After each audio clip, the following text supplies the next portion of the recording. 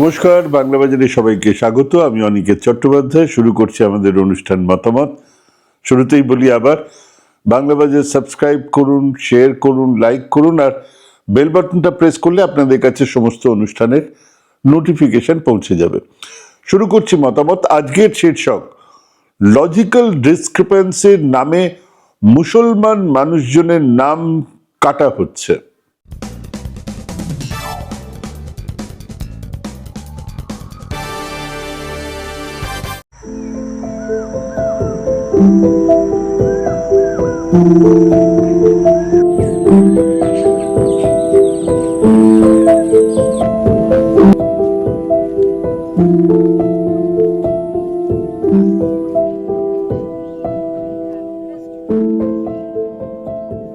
যারা শান্তিকুঞ্জের মূর্তিমান অশান্তি আমাদের শুভেন্দু অধিকারীর কথা শুনে তখন পাগলের প্রলাপ মনে করেছিলেন, 1.5 কোটি রোহিঙ্গা আর মুসলমানের নাম ভোটার তালিকা থেকে বাদ দেবার কথায় হেসেছিলেন, বা আমাদের মতন যারা মনে করেছিলেন যে উনি যাই বলুন না কেন শেষমেশ উনি যা বলছেন তা বুমেরাং হবে, আদতে তো নাম কাটা যাবে নমশূদ্র হিন্দুদের, মতুয়াদের, রাজবংশী বা আদিবাসীদের।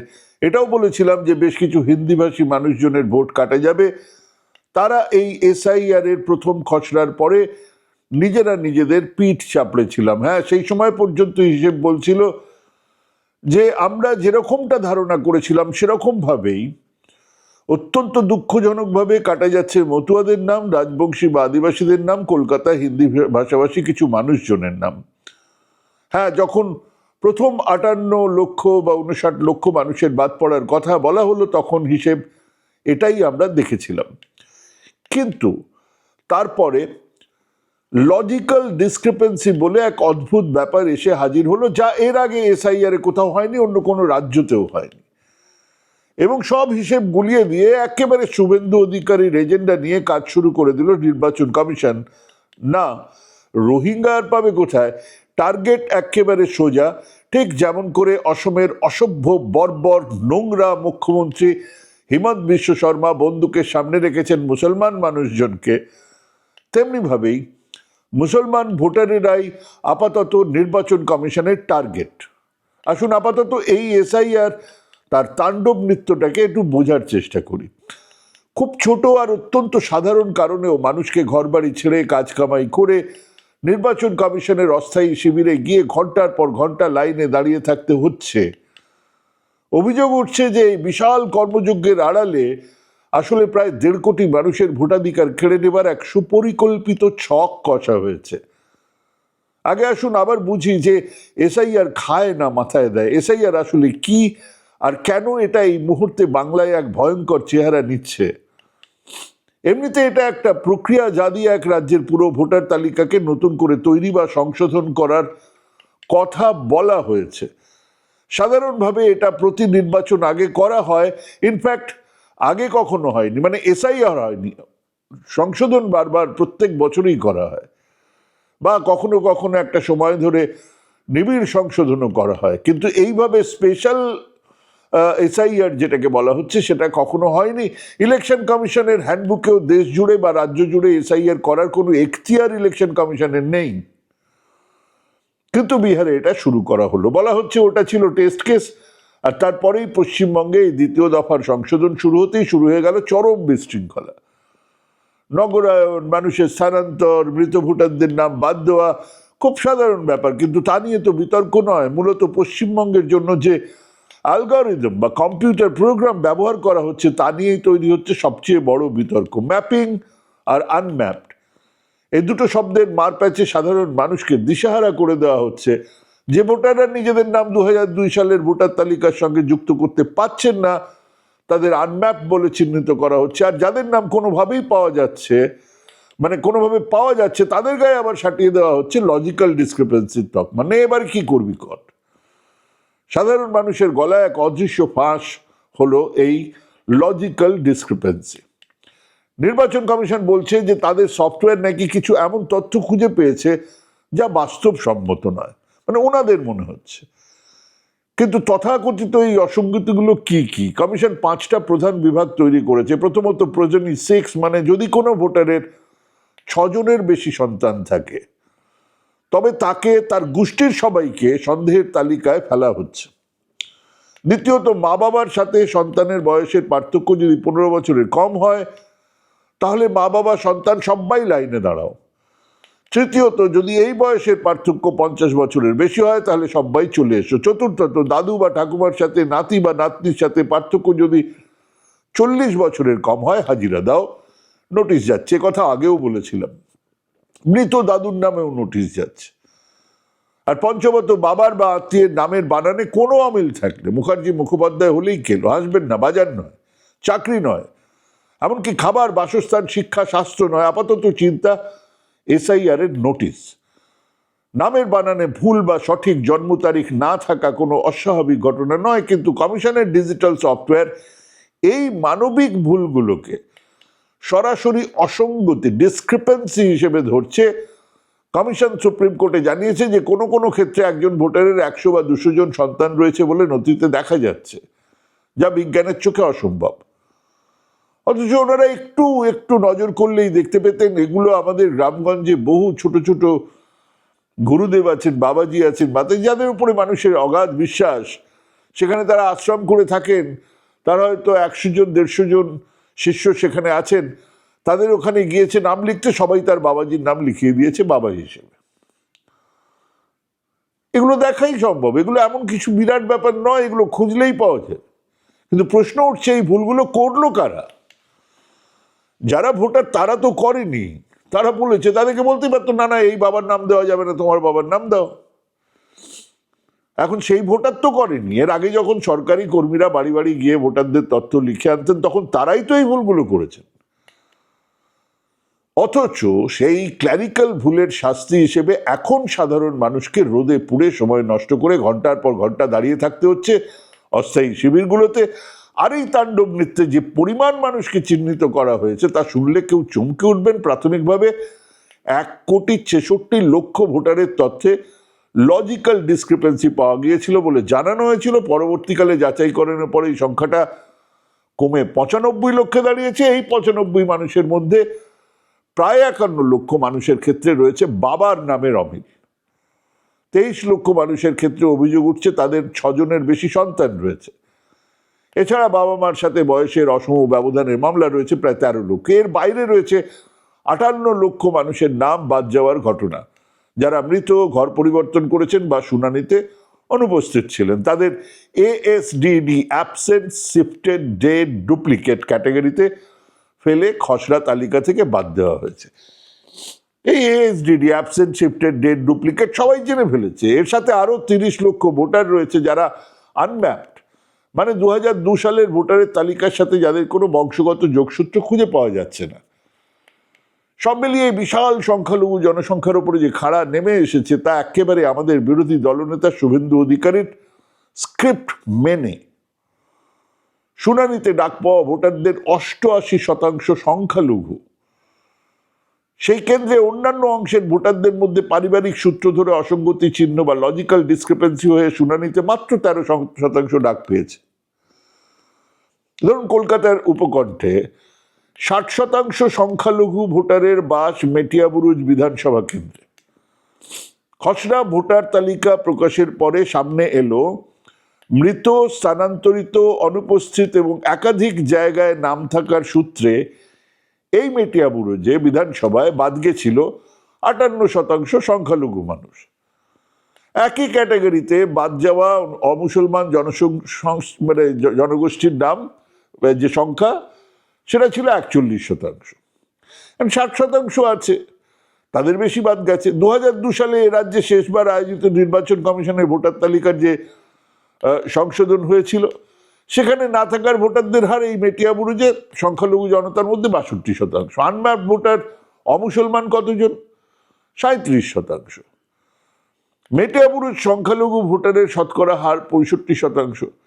এবার রাজ্যে এসআইআর পর্বে ASDD, মানে অ্যাবসেন্ট শিফটেড ডেড ডুপ্লিকেট বা নো ম্যাপিং, লজিক্যাল ডিসক্রিপেন্সিতে ওই 60, 65, 62, 64 থাকবে। এই কথাগুলো সবাই জেনে ফেলেছে। রাজ্য জুড়ে এখন পারিবারিক সূত্র ধরে অসঙ্গতি চিহ্ন ভোটারদের শুনানি চলছে। এবার এসআইআর চলাকালীন রাজ্যের অন্যতম সংখ্যালঘু নিবিড় বিধানসভা কেন্দ্র মেটিয়াবুরুজ বা মুখ্যমন্ত্রীর কেন্দ্র ভবানীপুর, কলকাতার বালিগঞ্জ আর কলকাতার পোর্ট অঞ্চলে ওই এএসডিডি নো ম্যাপিং এবং লজিক্যাল ডিসক্রিপেন্সি চিহ্নিত ভোটারদের নিয়ে স্বেচ্ছাসেবী এক সংস্থা সাবার ইনস্টিটিউট তারা একটা সমীক্ষা করেছে। তাদের সমীক্ষা থেকে এগুলো বেরিয়ে আসছে যে যখন বাদ যাচ্ছে নো ম্যাপিং এর ফলে, তখন সেটা সেই অঞ্চলে যে মুসলমান জনসংখ্যা যতটা সেই হারেই বাদ যাচ্ছে। বা ধরুন ওই যে এএসডিডি তাতে যারা বাদ যাচ্ছে সেটা ওই অঞ্চলের মুসলমান জনসংখ্যা ধরে যত, ধরুন একটা অঞ্চলে 60% মুসলমান, কম বেশি 58% এসডিডিতে বাদ যাচ্ছে, কম বেশি নো ম্যাপিংয়েও ওই 60% বাদ। কিন্তু যখনই সেটা লজিক্যাল ডিসক্রিপেন্সিতে আসছে সঙ্গে সঙ্গে সাংঘাতিকভাবে সেটা বেড়ে যাচ্ছে। এবং 4টে বিধানসভা কেন্দ্রের সমীক্ষাতে একই ছবি আসছে যে নো ম্যাপিং এবং এএসডিডি ভোটারদের তুলনায় ওই অঞ্চলের জনসংখ্যার যে আনুপাতিক হারকে মাথায় রাখলে দেখা যাচ্ছে মুসলমান জনগোষ্ঠীর মানুষজনকে টার্গেট করা হয়েছে।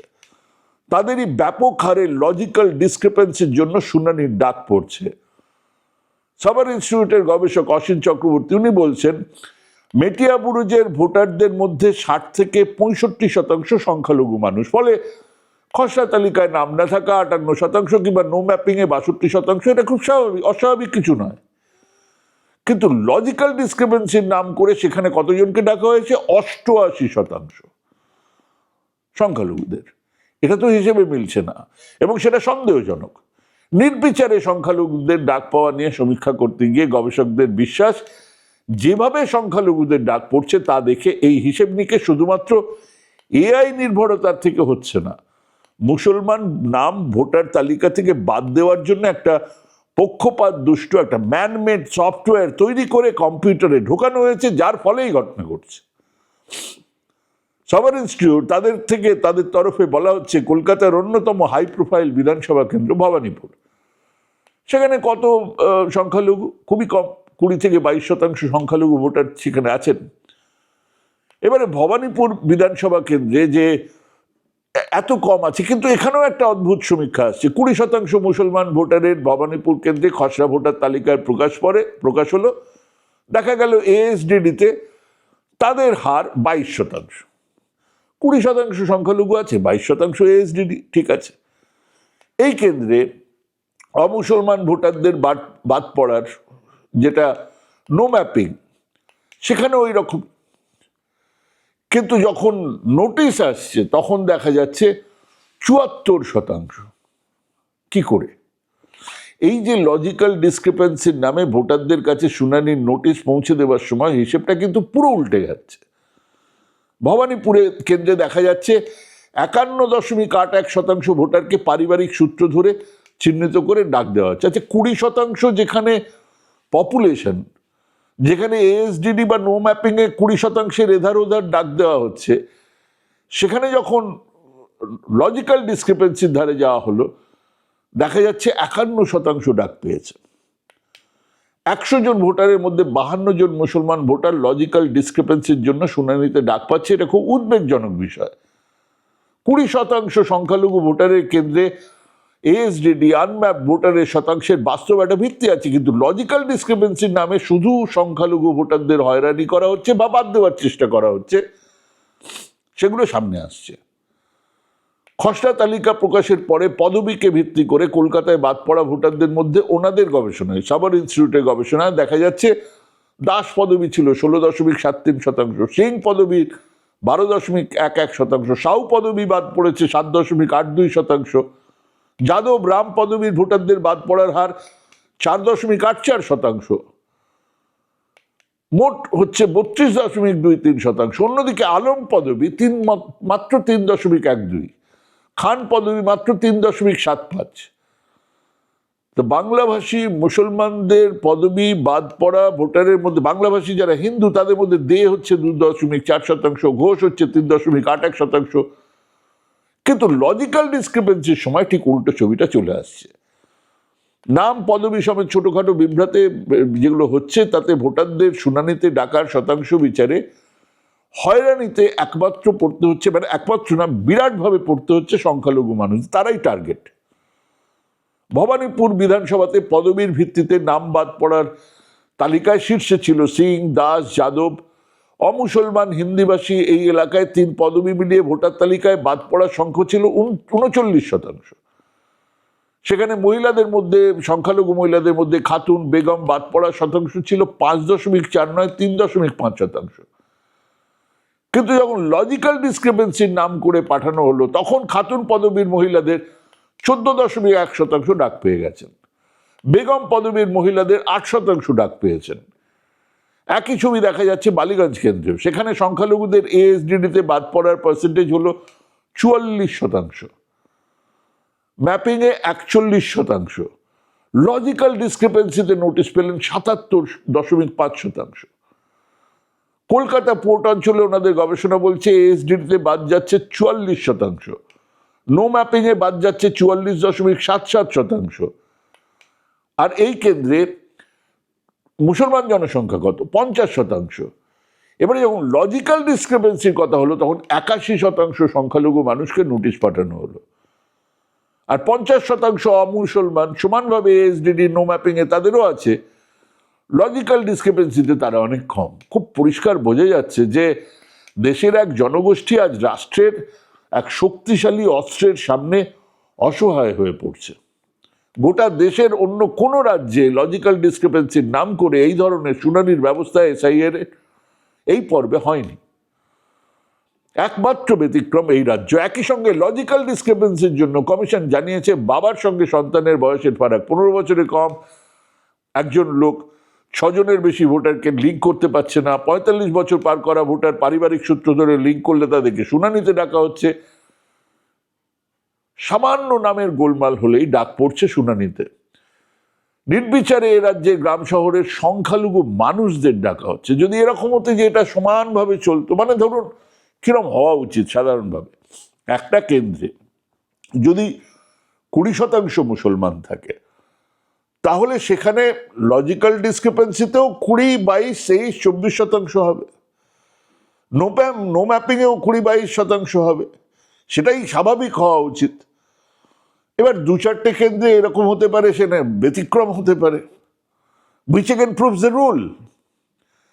কিন্তু কি হচ্ছে, একেবারে ঝরে ধরে প্রত্যেকটা জায়গায় দেখা যাচ্ছে যে যেখানে তারা সাধারণভাবে সেই জায়গাকার যে জনসংখ্যা, মুসলমান জনসংখ্যা, কোনো জায়গার 20%, 51%কে ডাকা হচ্ছে, কোনো জায়গায় 50% তাদের, 81%কে ডাকা হচ্ছে। তার মানে এখানে বেছে বেছে সংখ্যালঘু মানুষদেরকে টার্গেট করা হচ্ছে। শুনানিতে তাদের কাছ থেকে চাওয়া কমিশন নির্ধারিত 13টা নথির একটা, এবার অধিকাংশ সংখ্যালঘু ভোটার সেগুলো দিতে পারছেন না। এবার একেবারে শুরুর কথায় ফিরে যাই। এই এসআইআর নির্বাচক তালিকা ভোটার লিস্টকে সংশোধন করার জন্য হচ্ছে না, এটা এখন খুব পরিষ্কার। রাজ্যের বিরোধী দলনেতার দাবি মেনে 1.5 কোটি মানুষকে ছেঁটে ফেলার জন্য হচ্ছে। রাজ্যের সংখ্যালঘু মানুষজনদেরকে বিপন্ন করে তোলার জন্য হচ্ছে, যা রুখতে রাজ্যের মুখ্যমন্ত্রী সর্বোচ্চ আদালতে গেছেন, আরো দল গেছে, সিপিআইএম গেছে, আজকেও সেখানে সবাই গেছেন। আজকে তো অদ্ভুত এক কাণ্ড, মানে গিয়ে এসআইআর এর বিরোধিতা করছেন ওখানে একই সঙ্গে তৃণমূল, সিপিএম সবাই মিলে, হওয়াই তো উচিত। এবং যা রুখতে অসংখ্য মানুষ রাজপথে। হ্যাঁ, একজন নাগরিকের ভোট দেবার অধিকার কাটতে আমরা দেব না, সে তিনি সংখ্যালঘু হন আর সংখ্যাগুরু। রবি ঠাকুর নজরুলের দেশে শান্তিকুঞ্জের এক অশান্তির বা কিছু হনুমানের দল যদি সেই আশায় পাত পেড়ে বসে থাকতে চান তো বসুন। আজ না কাল না পরশু বের করতেই হবে ফাইনাল ভোটার লিস্ট। আমাদের সহনাগরিকদের সেই তালিকাতে নাম না থাকলে রাজপথ অবরুদ্ধ হবে। আজ বলছি, মিলিয়ে নেবেন। ভাবুন, ভাবুন, ভাবতে থাকুন, প্র্যাকটিস করুন। ভালো থাকবেন, সুস্থ থাকবেন। আজকে এখানেই শেষ করছি। নমস্কার।